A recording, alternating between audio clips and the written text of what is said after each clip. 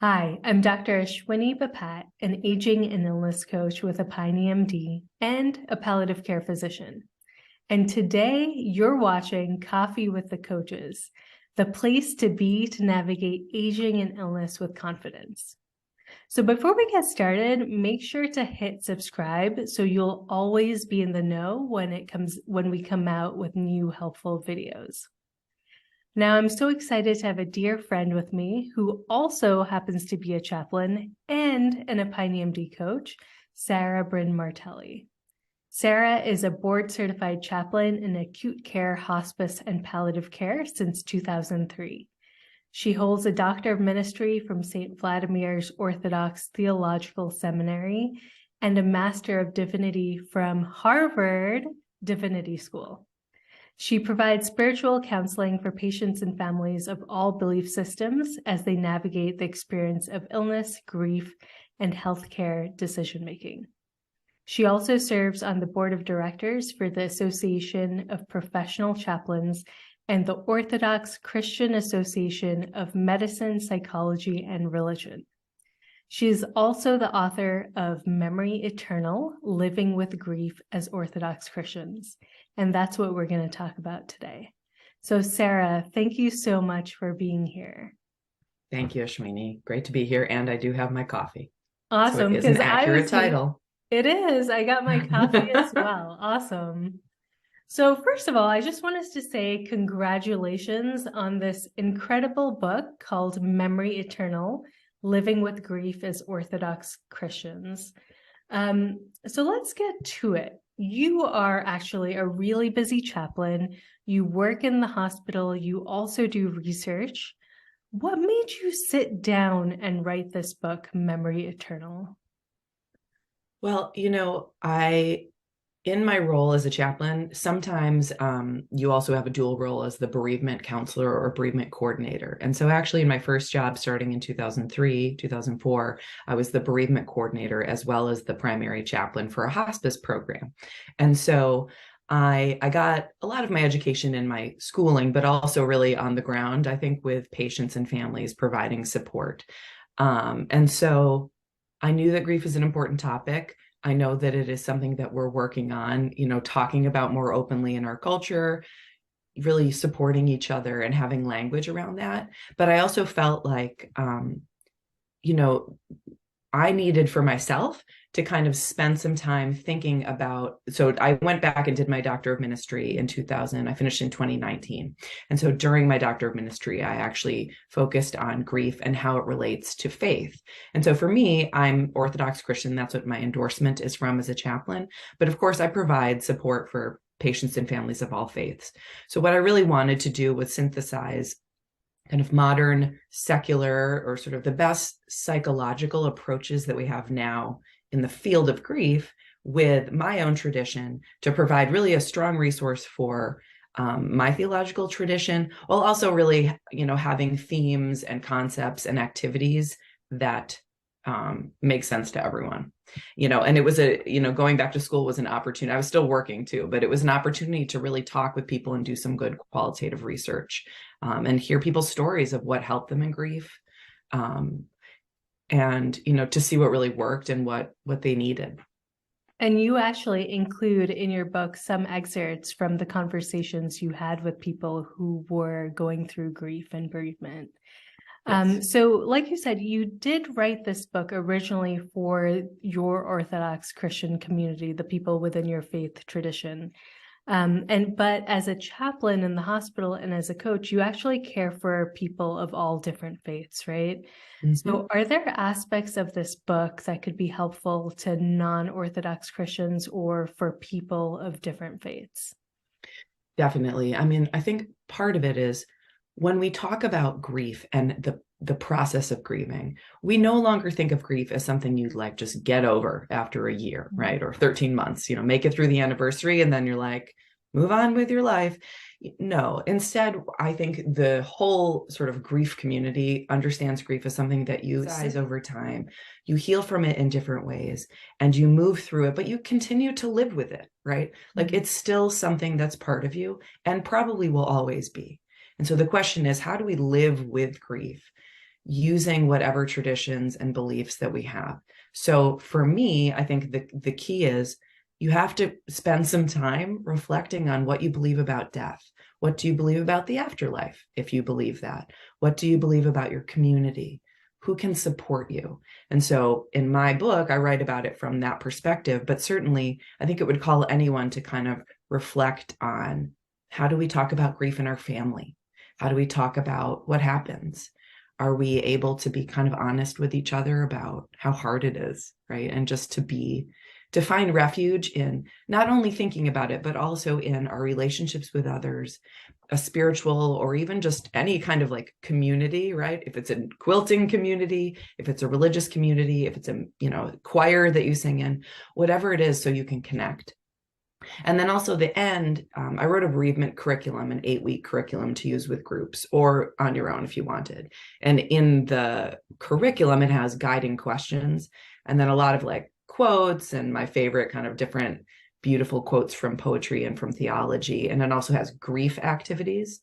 And those grief activities are definitely for anyone of any faith. That's awesome.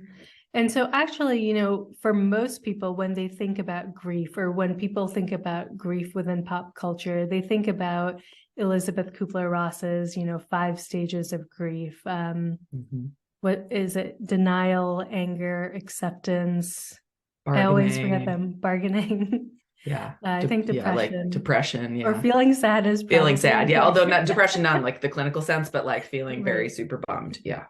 So that's what most people think about. And even my friends, they really do expect to go through these stages, to go from denial to acceptance in a very linear fashion. But, when you work clinically, we both know that that isn't really how it works. So what does that more modern kind of perspective on grief and bereavement look like? Yes. Well, actually, what's funny is, and I mentioned this in the book, Kubler-Ross, when she wrote that, she was really actually writing about the stages of anticipatory grief that a person experiences when they receive a terminal diagnosis. So related to our work with EpioneMD, like it's very understandable, because when you do receive a prognosis for yourself or a loved one, you go through many feelings. Now, again, not super linear. And so I think those feelings are helpful to name. It's okay to be angry. It's okay to bargain. Bargaining is when you're like, okay, if I do this, then maybe this won't happen, or if I'm like extra something, then I can change the course of this. That is like such a normal human experience. So I mean, we're very thankful for Dr. Kubler-Ross's sort of bringing it into the mainstream. But instead now instead of grief as being linear, we think of it sort of being like this cyclical. You go through phases of acceptance, and then you go through phases where it's, again, challenging, where you face a new challenge or you face a new experience of loss. And then you go back, and then it ends up being sort of all like this. Eventually, it can come to a place of acceptance, but you're still going to experience those waves of grief, those moments where it hits you. Like, you see someone that reminds you of your mother and you're just crying in the grocery store.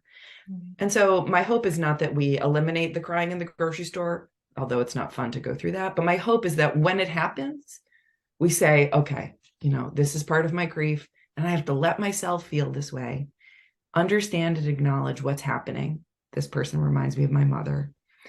Let yourself cry in your car, and then take a deep breath and keep going. And over time, those things become less sort of shocking and awful, but still are meaningful, right? Because it reflects a love that we have for other people. It reflects, a big loss. And so part of it, again, is just understanding that these things are cyclical, that we can talk through it, and that we don't have to get over something.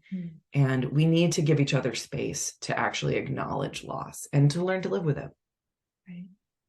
And what's really interesting is that in your book, you mentioned the idea of continuing bonds. And I had never thought of it with that kind of terminology. So can you tell us more about what this means? Yes, continuing bonds, really interesting. So Silverman in class, our psychologist, who wrote a book relatively recently, in the past like 30 years, called Continuing Bonds. And so it's basically, and at the time it was sort of like revolutionary. It was against some of these more linear models of like, first you do this, then to do that, then you get over grief, and then you're good. Instead, it was this idea that we have a continued bond with the person that died, that we lost. And so, again, we may communicate with them still. We may see them in dreams. We may find that we have an ongoing sort of dialogue with them in our head, or I guess in our heart. We may find that we re-grieve them over time. And so again, it's like this connection. Now, is it something you think about every day? It depends on the relationship. I don't think about my grandmother every single day all the time, but if you lose someone that's very, very close to you, or it can be, or a traumatic loss, you still will have kind of that constant bond. What can be beautiful about it is, depending on your faith tradition, maybe you want to kind of meditate and sit with them, like think about them, remember them, talk about them. You might pray for them, depending on your belief system, or even you might believe that they pray for you, or even just look over you in a certain spiritual way, or maybe reunited with loved ones, or like they're, in the stars, right? There's just some idea that there is this ongoing connection that can be very healing. And actually, I'm sort of working on this as a concept, but even if it wasn't a perfect relationship, which there isn't one, there may be room for growth, even in your own relationship to the person who died. There may be hurts or anger or things that never were quite resolved. But when you stay in contact with them in a certain way, there's room for a new perspective about your relationship with them. If you just try to shut them out of your mind like forever, it's just not going to work. It will come back in a painful way. But instead, to try to create a space, so whether that's a physical space, a little like an area with a memory box, or in therapy where you talk about them, or you sit down and you listen to the song that reminds you most of them, and you write them a letter. Something like that. But that will acknowledge, I think, a sort of deep human thing, which is that we really stay connected to the ones we love. And so is that where that name, Memory Eternal, then came from? Was that the idea that sparked the name for your book? Well, actually, it's sort of in reverse. So Memory Eternal, well, I will say, like, the concept of praying for our loved ones and that they pray for us is very not foreign to many Christians and many people of other religions too. So for me, it's sort of like a joke, like, they wrote about it, but we've been practicing it for like at least, 2000 years.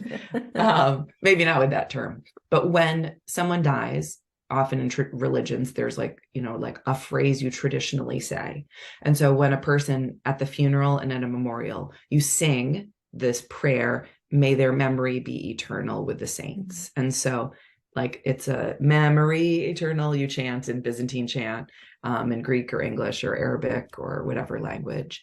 And so what it means is not only our memory of our loved ones, yes, of course, but really God's memory of our loved one, and God's memory of us, like this idea that, not memory in a human way, but sort of knowing and holding our loved one, even if it was a baby, who only lived 3 days, right? That baby was a person that existed and will always stay, in the hearts of the people who cared for this baby.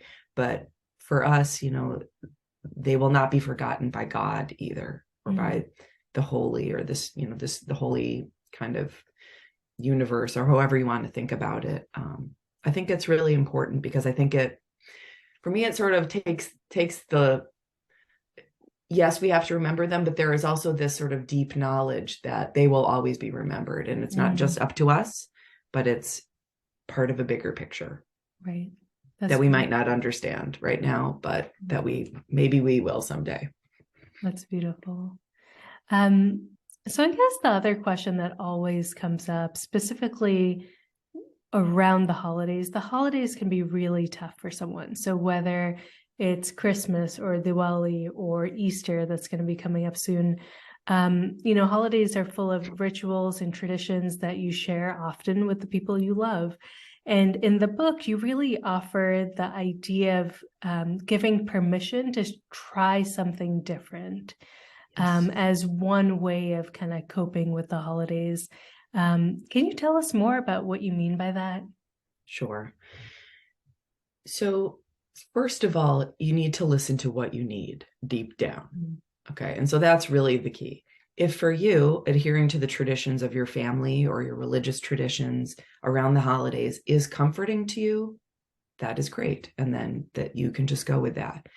If you find that, for example, you always used to go to your mom's house for a delicious meal, of Thanksgiving, and it's not going to happen this year because she has passed away. We don't know where to go, who's going to cook the meals, who's going to do the recipes.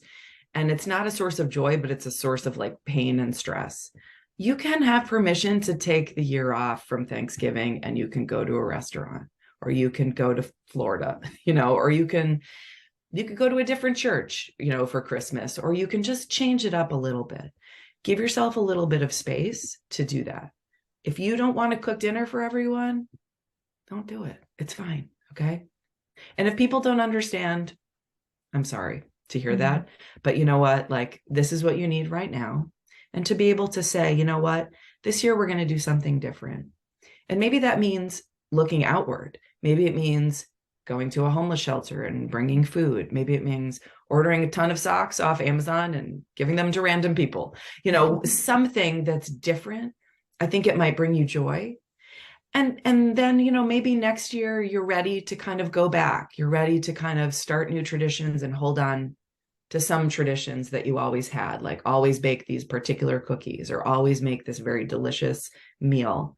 But again, I want to challenge people both to kind of listen to what they need and not be afraid to kind of do something different, while also saying, bit by bit, like, don't totally distance yourself from your community. Try to let yourself be cared for if possible, and ask for what you need. People often say, let us know what you need. And then they like don't ask you again forever. And so you might say, hey, I can't do Thanksgiving this year. Like, can I come to your house? Or do you know anyone that's doing like a friend's Thanksgiving? Because I would like to do that. So again, it's about, sort of unapologetically, in a caring, compassionate way, like listening to what you need. Yeah. And having hope that new traditions will slowly rise up too. That's awesome.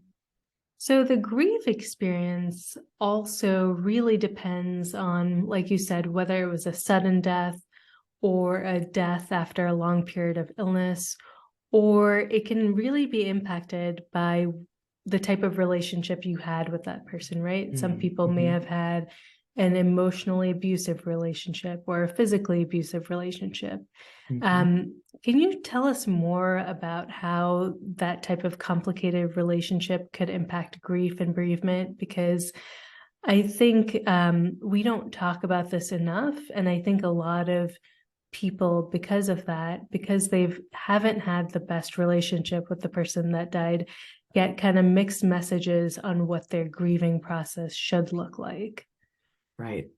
Or there's like a disconnect between sort of, for example, what everyone else thought about your loved one and what you went through with them. And I know people have reached out to me since, the book came out to say, so, and, my spouse was pretty amazing, but also really was pretty tough to our whole family. And no one else knows that. So they only see the good side. And then deep down, the family's carrying kind of knowing this. And it's really hard. I don't, it's really the topic for another whole book, which maybe I'll start working on. But first, just to name that it can be complicated. So it's extra hard. And I think that it deserves some time and space to think through and talk through and work through your relationship. Hopefully that is with a trusting professional, supportive kind of counselor or therapist, any type of clinician that can really talk through those things in a safe place. You may need to work on or talk through feelings of anger, feelings of regret, feelings of forgiveness or lack of forgiveness. And you don't have to forgive right away. I mean, we do want to aim for forgiveness. We do want to aim for gentleness and the softening of our heart towards someone. At the same time, sometimes that really that requires acknowledging what happened. And so, again, to do this with a trusted, safe place, I think is really important. It also may involve really kind of setting boundaries in your life around that. So maybe that means people that were affiliated with the person who died, maybe you're not so close to them anymore. And maybe that's going to be hard, but again, it can be part of a healthy relationship. I mean, these things change us. And that's change is hard, right? It's hard to become a different person or to have a different perspective about something. And so, so again, boundaries, feeling what you're going to feel and really being honest about it in a safe space. And then also having the awareness to know that like, it's not going to be like this with everyone, to not kind of put that on other relationships, but to try to see that in a way. But the thing that's so hard is it's still a loss, right? It's not like you're like, I'm glad they're gone. It's I mean, you might have feelings like that. You might have feelings of like, this was a hard relationship to live with. And then you feel guilty about that. And then, you know, so you pile on emotions, judging yourself. You know, again, I'm sort of an eternal optimist. And I do think you can come to kind of a place of peace and a place of sort of acceptance and to really kind of let them go. You know, I mentioned this in the book briefly. I definitely had some people that I talked to who had traumatic relationships with their loved one who died. And for them, it was just like, you know, over time, I came to see the good side of him. I came to see what they were going through and why they struggled so much. And I also was able to really kind of let them go and say, like, I entrust you to like whatever is beyond us. And again, to try to sort of practice mentally to let them go. Right. I think it's possible, but it's hard. I mean, it's hard. And but again, to talk about it. Yeah, that it probably takes time. It takes a lot of time. And work to work through kind of those hard feelings of maybe the relationship wasn't as great as everyone else thought it was, and dealing with those emotions. So in the last part of your book, you actually end with a really awesome section on ways to help process your grief. This is something that you could potentially do in a support group, or you can actually do it by yourself as well. And you share a curriculum, and in there you have a couple ideas that could really benefit people of all faith groups, such as writing a letter for yourself about what you need, creating a remembrance box, doing an act of kindness. But the one that really stood out to me was, you called it saying their names. Can you share more about what that means? Yeah. So there's sort of two parts to it. One is, you know, oftentimes after someone dies, whether people are afraid to kind of bring them up, they're afraid to say their names, and I don't think it comes from a place of like of anything too deep, other than it's hard to know what to do. And we're afraid we're going to upset someone else. We're afraid we're going to make them feel sad or they might cry. But the thing is, when someone has gone through a loss, they're thinking about them a lot anyways. Okay. And so therefore, you know, when someone has died that you love, say their names, you know, talk about them, have their picture up, you know, bring them into your prayers, into your like conversation, and also do the same for others. So if you know that someone has, you know, their mom died and then they're about to get married, you know, to say like, hey, you know, I was thinking about, you know, how your mom died last year. And like, I wonder, it must be really hard getting married, and what a joy, but also you must miss your mom. How has that been for you?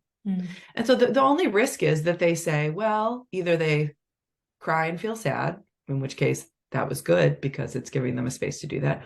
Or they might say, you know, actually it's been okay because I feel really supported and it feels like a joy. And so again, you brought it up And it was just part of conversation, right? It's part of life to say like, boy, God, your grandson really reminds me of your husband who died. Or, oh, my grandma said this, she would always used to say this ridiculous thing. Here's this quote of things that she used to say or something like that. But again, names matter, right? Names are chosen with care, and they are that person. They really it matters to say their names. And I think it can sound really beautiful when other people bring them up, or even just to tell stories about your loved one that maybe you didn't even know. Like, oh, did you ever hear the time about, when so-and-so did this funny thing? And you're like, oh man, it's just so meaningful for people to hear those stories, to learn about them, first of all, but also to know that their loved one is being thought about and is still sort of alive in a sense in the people around us. I'm actually so glad that you brought that up in your book, because I do think that for most people would probably avoid saying the name of the person that died, whether it's around their husband, their wife, or their kids, because they don't want to make that person sad. And Yeah. I think a lot of people are afraid, like, oh my gosh, if I bring up a memory about so-and-so, I'm going to make their wife sad, and I don't want to make her sad. And so I thought this offered such a different perspective of almost comfort that it could potentially provide, because that wife has probably been thinking about her husband most days, I would imagine. And so knowing that someone else is also thinking about her husband and the stories and times they shared could actually be really comforting. So I'm actually really glad that you brought that up in your book, because I think that's very powerful to know that someone else is also thinking about the person that you love, that you probably spend a huge chunk of time thinking about. I saw this cartoon once that was about grief, and it starts by two people holding bags. It's like two hands, and it says memories, memories, and you're both holding these bags of memories. And then the person dies, and then there you are carrying this bag of memories that's twice as big, and it's too heavy. And so I'd like to think when we kind of name and talk about our loved ones, that it's like a bunch of us holding those memories and taking some of the burden off their, the griever, but instead holding those together. And I think that also speaks to grief, the process itself, that it should be a shared process, because grief in itself can be very overwhelming for just one individual. And sharing that grief with your community, with your friends, with your family, can help to carry you through and support you through that grief and bereavement process. So Sarah, thank you so much for coming on, sharing more about your book, Memory Eternal: Living with Grief as Orthodox Christians. We'll put the link to the book below. And we would actually, Sarah and I would actually love to hear from you. We talked about so many incredible things. So I'm curious, what's the biggest insight you're taking away from this? And how could it help someone you love who may be going through grief? Leave a comment below and let us know. As always, the conversation happens at EpioneMD.com. So go there, leave a comment now. And while you're there, make sure to subscribe to our email list. You'll get instant access to the 3 secrets to aging and illness. You'll also get access to exclusive content, discounts, and perks, and you'll get the latest all directly in your inbox. And of course, if you liked this video, like it, hit subscribe, and please share it with your friends. And with that, we wrap up another episode of Coffee with the Coaches, where we help you navigate aging and illness with confidence.